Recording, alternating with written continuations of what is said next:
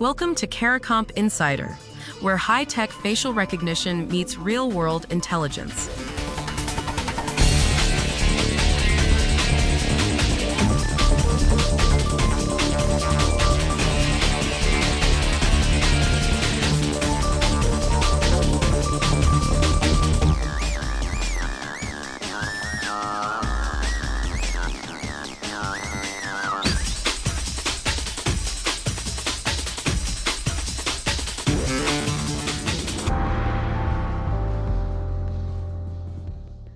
A US-based biometrics company just announced it's targeting 1 billion identity verifications in a single country, Nigeria, within the next couple of years. Not a million, not 100 million. 1 billion scans in one nation. That number matters whether you've spent your career in digital identity or you've never thought twice about scanning your face to unlock your phone. Because what's happening in Nigeria isn't happening in isolation. According to reporting from the Nation newspaper, Nigeria has set a deadline to issue at least 180 million digital IDs by the end of 2026. At the same time, U.S. Customs and Border Protection has rolled out facial matching exit gates to 32 airports, scanning more than 100 million passengers every year. And according to Mordor Intelligence, the global market for next-generation biometrics is expected to hit about $52 billion in 2026, growing at a pace that would push it past $137 billion by 2031. Biometric verification is no longer reserved for border crossings and high-security checkpoints. It's moving into banking, government cash transfers, farmer databases, and retail stores. So what happens when scanning your face becomes as routine as swiping a credit card? Start with Nigeria, because that's where the scale is most visible. The country's digital financial services ecosystem has exploded. Mobile banking, fintech apps, digital payment channels, all growing fast. That growth created a problem. Millions of people need verified identities to access those services, and traditional methods can't keep up. According to Identity.io, the company behind the billion scan target, their competitive edge is the ability to run complex biometric checks, including liveness detection and presentation attack detection, completely offline. No internet connection required. That matters in a country where connectivity is uneven and millions of potential users live in areas without reliable broadband. For investigators and compliance officers, offline capability changes the verification landscape entirely. For everyone else, it means the person standing in a rural village can prove who they are with the same confidence as someone in downtown Lagos. Now, the technology driving this shift isn't just faster face matching. It's something called passive liveness detection. That's when a system checks whether it's looking at a real human face, not a photo, not a mask, not a deepfake, without asking you to blink, turn your head, or follow any instructions. You just look at the camera. The system does the rest. According to data published by Identity.io, one real-world banking deployment that switched to passive liveness saw completion rates jump by about a third, reaching a 95% onboarding success rate. That's not a small improvement.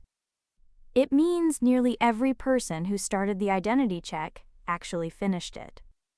Before the switch, roughly 1 in 3 people dropped out.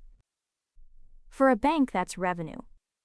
For a person trying to open their first account, that's access to the financial system. Meanwhile, biometric market analysts project that the market for face-based liveness checks alone will more than double between 2025 and 2027.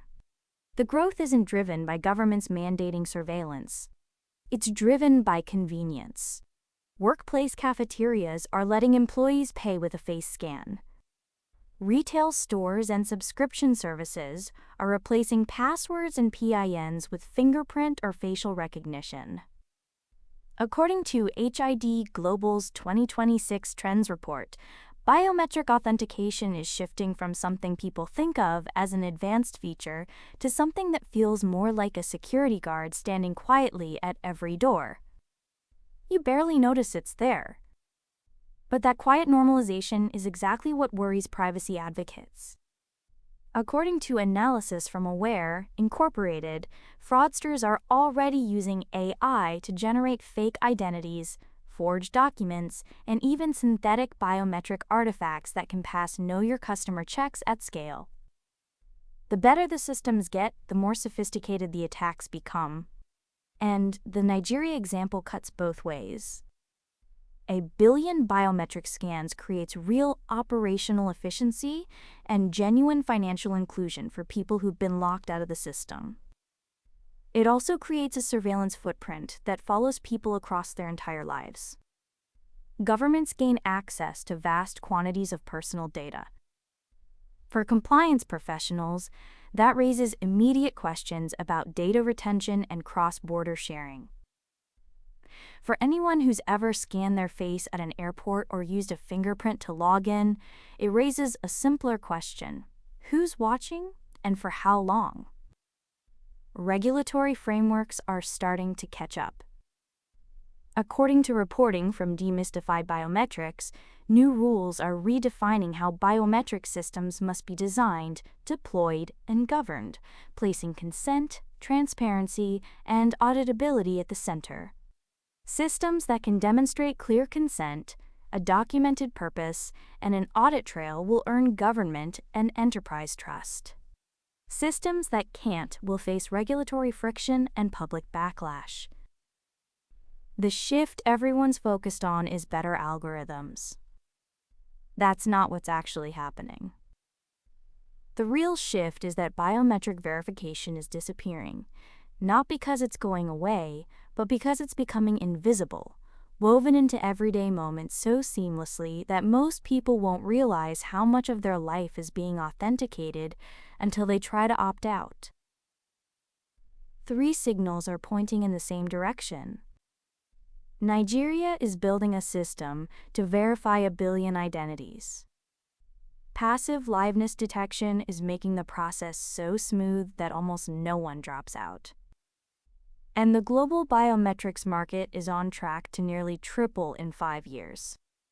Biometric checks are becoming background infrastructure as invisible and as constant as electricity. Whether you're reviewing vendor contracts or just paying for coffee with your face, the question isn't whether this technology will be part of your life. It already is. The question is whether anyone's keeping a receipt. The full story's in the description if you want the deep dive.